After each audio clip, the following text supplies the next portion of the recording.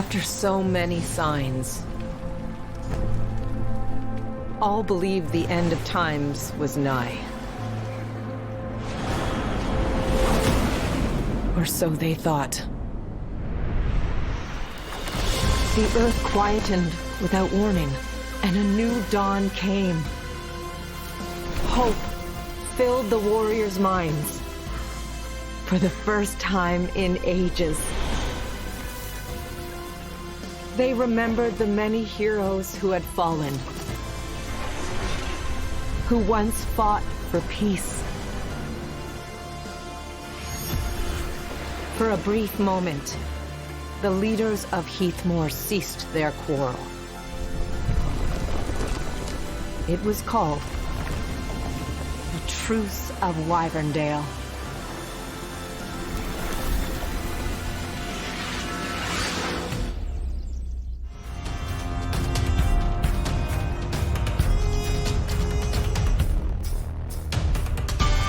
The weapons, as I can see, beautiful transition, beautiful PowerPoint. Right. Let's go. So to reflect the seasonal theme, overall visual design gets a bit bright, more hopeful. You'll find more elaborating designs and more refined designs as armors and the weapon and even outfits. Okay.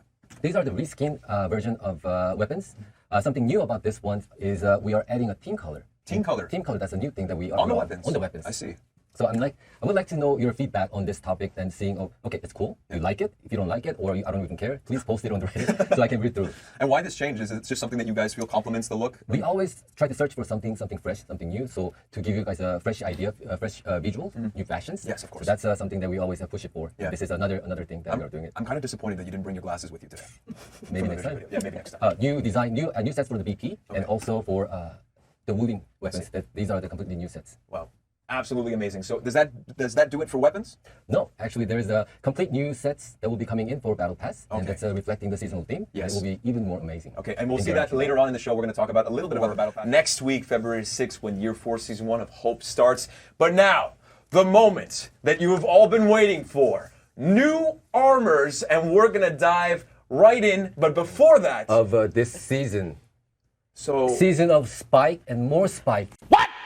5 minutes later. All right, let's get to the build. I'm just joking with you. Let's go. Look at this. Beautiful, beautiful. And we're going to cue up the music, of course. But tell us what we see on the screen here. The first batch of new armors that we can take a look at together today on the Warriors Den. Here we go. So again, the overall theme is the hope. We wanted to make everything kind of brighter, but then on top of it, make it more elaborated. The designs are all more refined, so there's a less of worn outness. Everything is more completed. The gold is an additional thing that is popping up, so you see the class of it. Yeah. Cool thing about Warden right now is, as you see, there's a padding that is made out of the leather instead of the cloth. The only thing that we didn't fix it or we didn't improve it at the moment is that is actually a player expression spot, forced one. So you won't be able to see it in game, but we are working very hard to improve that so we can show what's underneath it. And you still have a little bit of spikes. You can't let go of the spikes. That we cannot. Of course not. No, that's, of course not. That's the main thing. No, I'm kidding. So the next one is Peacekeeper, ready for the Venetian party. Hey, my brothers and sisters in Italy and Venice, please. We got Claudio behind the camera as well. Italian. Forza Italia. I have to say it. It's just part of my nature. It's another high-end type of clean-cut Peacekeeper. Very nice. So they're all ready for, oh, look at this, Lawbringer. Lawbringer. It's inspired by the Jousting Knights, the helmet shape. Very nice. And the shoulder pad, the extra blade will make him even look bigger in the silhouette-wise. And we added a lot of engravings where you cannot take it in player expression spots. Once you apply it, nice it kind of well. it fills up the whole places. Yeah, these gold chains remind me of my phrase in St. Louis in Montreal. Enough with that. Please continue. So the next one is, of course, Conqueror. Conqueror also has previously there was a lot of holes, a lot of missing pieces, but this is a more complete version of it. And on the top of it, there's we didn't miss out a place on the helmet that we put a lot of we put the engravings, which makes him pimping up. Yeah. Very nice. and all the detail that you could see. And again, so the like narratively, it kind of makes sense because right now it's a time more of peace. There's less fighting in terms of the resources, so that's why you see kind of a little bit more higher quality type of armors and kind of more elegantly. All factions have access to more resources in general. Like it's iron is not such a rare source anymore. So now they have the possibility to make more ceremonial armors. As we say. Awesome. So, this is a quite interesting one. The Black Prior. It's actually when we Christian was testing something out, and they were mixing armors from the first set and then another set, and then he got inspired by that. That it was interesting. I'm still trying to figure out how he's wearing that the mask. And there's a hood. Yeah, and there's I feel like it must be how to breathe on the I don't know. We'll see. Hopefully, it doesn't impact performance for the Black Prior as we come into Year of Reckoning. All right, well, that does it for the Knight faction. Let's move on to the Samurai. Samurai. Let's go. Old Kensei, my boy. Here we go. Same theme, elaborated for gold trims, nice white wood. The thing is that this one was created even before when we were planning to give the white alternate material. So even if we actually applied it on top of it, it will get. Okay, so it boosts it. So if you do apply the white material, what you see here will be even more white. It's gonna blind your eye. Okay, I see. All right, excellent. Unfair advantage. Okay, cool. Orochi. Orochi.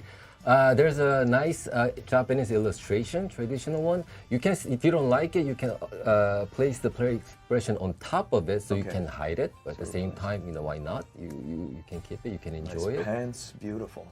And the mask is something that Orochi didn't have it up to the point, so that's a very nice additional thing. Yes, Nobushi, one of my favorite too. It's Japanese theatrical mask. Inspired by it. It's quite interesting. There are a lot of interesting masks that you cannot just miss it. So that's. I have to say, the Samurai's pants game is on point for this. We need to start the business. Yeah, we do. For honor fashion in real life. Oh my god. Next one, that's a quite expensive armor.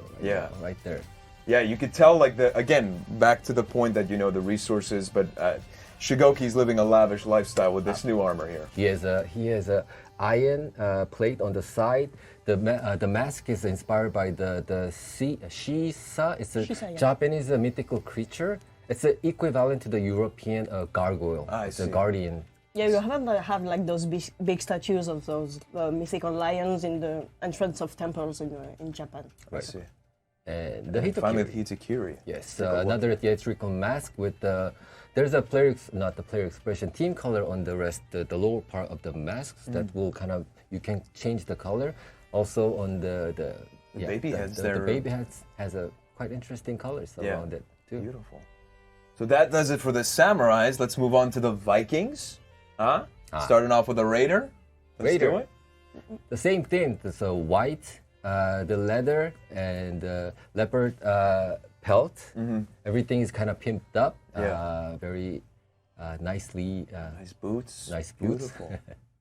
And as maybe players have noticed, those armors are also the same from the key art, so everything is coming together. Everything is a link. We hit it anywhere. Yeah. Oh, look at this nice little trim beard for the Warlord. The gray beard. Or is it Berserker? Pardon me. Yeah. The pants game on this is fantastic, though. Look at this. Now he's in a different game. Yeah.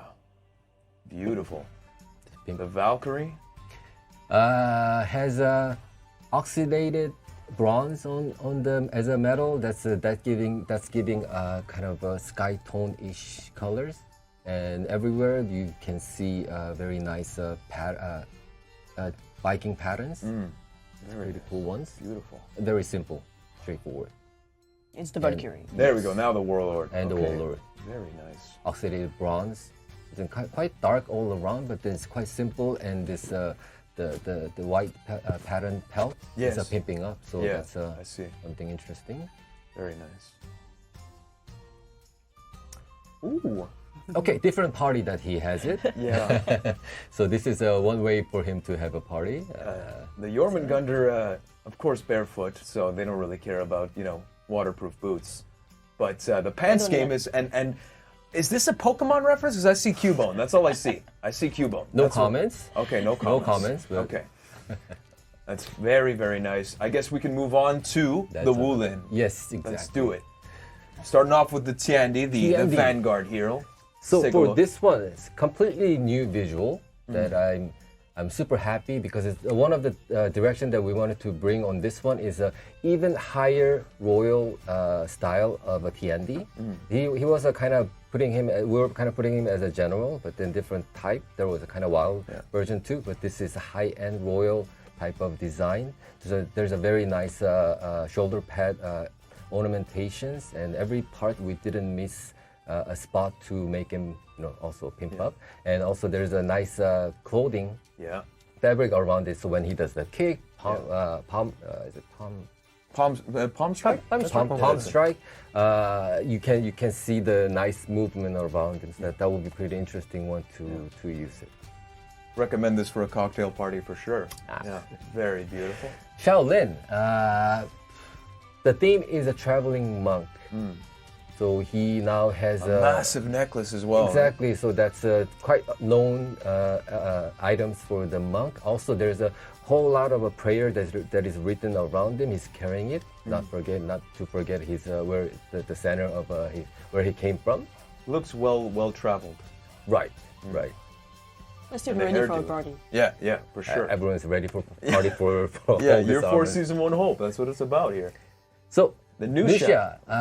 Nusha, up to the point there was a kind of a Chinese traditional dress inspired, or the explorer, or there was a bodyguard type of it. This was a more of a military look that we wanted to achieve as a theme. And also there's layers of armors that it's quite similar to the gladiator type of armor, which is quite traditional to the Chinese as well. I see. I mean, as an armor way, I think it travels through each culture. So then this is another one that is working pretty well. Ooh, JJ. JJ. Look at this, looking like a tough guy here. Yes.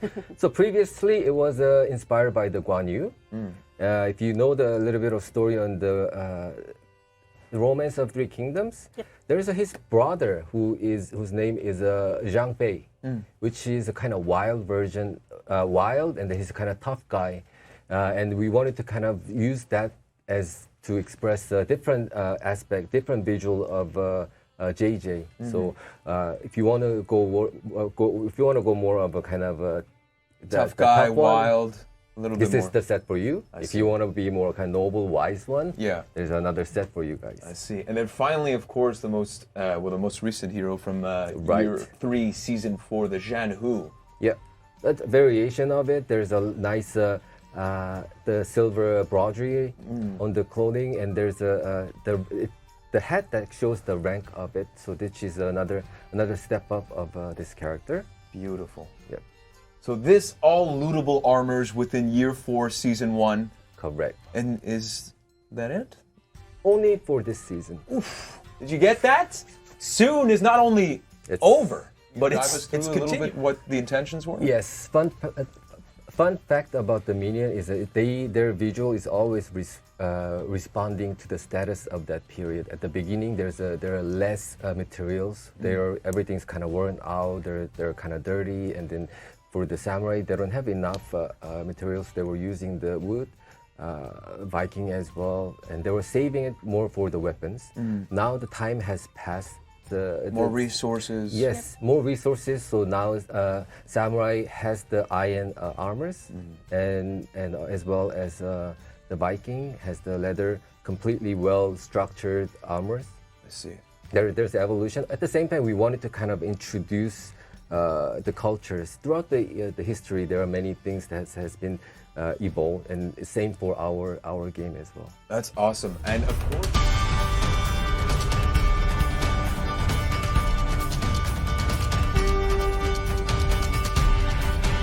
Lawbringer. So this is one of the big nerf points. It has to do with all the parry options. We're reducing damage kind of across the board. Lawbringer is the highest parry punish character, which is okay in the sense that we need a character to be the highest parry punish character, obviously, and it works with the identity, but the values at which Lawbringer is living right now is too high. Nerfs you're going to see here, we increase the revenge gain for the toe stab. No one can pronounce this word, so I'm just going to say toe stab. I'm sorry. Currently on live, it's 10 revenge gain for a toe stab, and we're going to put it up to 30. So this should put it in line with a normal melee attack. As like the major pain point on the character. They wish that was shaved off a little bit. So that's what we're doing here. On Hammar's favor, we're reducing the shield a little bit. That's the tier 2 feat. That gives you shield points for doing the hammer slam. We're going to bring that down just a little bit as well, also because it was a major pain point for the community. We think uncharged heavy opener. Okay. That's hard to say. Charge, uncharged. Charge, I don't play charge characters for that reason. It's because it's so difficult to say. Yeah, exactly. But at 28 damage, this means at least one more attack has to happen at some point in the life bar of a 120 HP assassin, for example. Before it was only from 100 to 300. So it means if you're doing it at whatever timings, you can still totally do that. But if you want to delay it a little bit more, thereby giving you a little more distance, you can do this now. Oh, that's cool. So it actually Very seems good. to work out in a few scenarios that would not work out at all before. So that's really cool. And then the other Warlord. Warlord's a funny case. Warlord we've been buffing, I don't know, 5 out of 7 patches or something over the last couple of seasons, was involved in the testing ground. Usually the feedback there was, this is good, but we want more. But if you've been following along with the story, you've seen a little bit. Right now, Warlord's doing super well in Platinum Plus duels and pretty okay in that you need to hit, and right now is not hitting. So Nature's Wrath is getting a little bit more for Kensei, Gladiator Dodge Forward Light, Shaolin's Lotus Leap, which is a key stance top heavy, Black Prior, the Dodge Forward Heavy, is getting a bit more distance because that was another T-Rex Arms case. And Conqueror, Charge Heavy Forward State, and you press some kind of button combination that beats both options. Instead of saying like, should I parry this or should I, whatever, counter guard break that? You go, actually, I could do, for example, a zone attack option select for parry. So if you press heavy and light, you can be like, okay, parry out-prioritizes zone. Improved input comfort for the parry follow-up. On these two characters, it used to be a little annoying if you did a parry and then accidentally switch stance or buffer to switch stance and then pressed your light. It would actually mean that you wouldn't come out with Worry your... about those.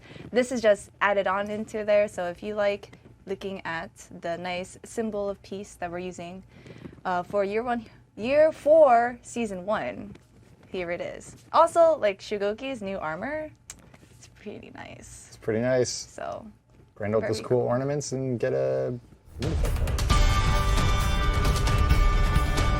right? So your free pass will still continue to go, and let's say that you're at tier 4 and you're like, you know what, the content and the premium pass looks pretty cool, I want to buy it. So then you buy how it unlocks. Internally, we call it the Schwing effect, and let's take a look at a one Schwing. Here we go.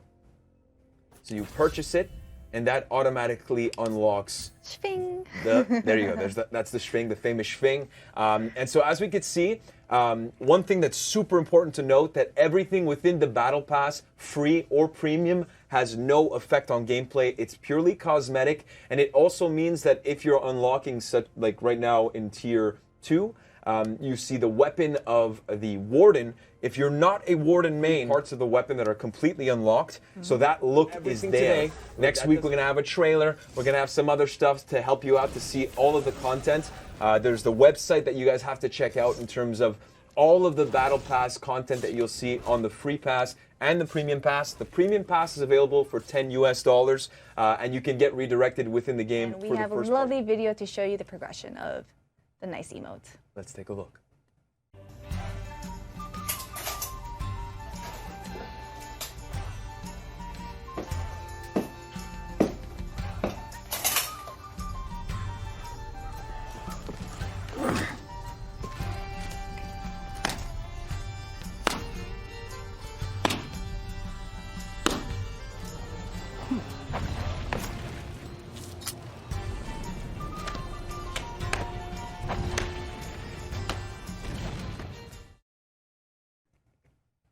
There you have it, the win. Honestly, I love any like mocap stuff. Yeah. Like, I mean, like you were able to experience Yeah, it firsthand. that was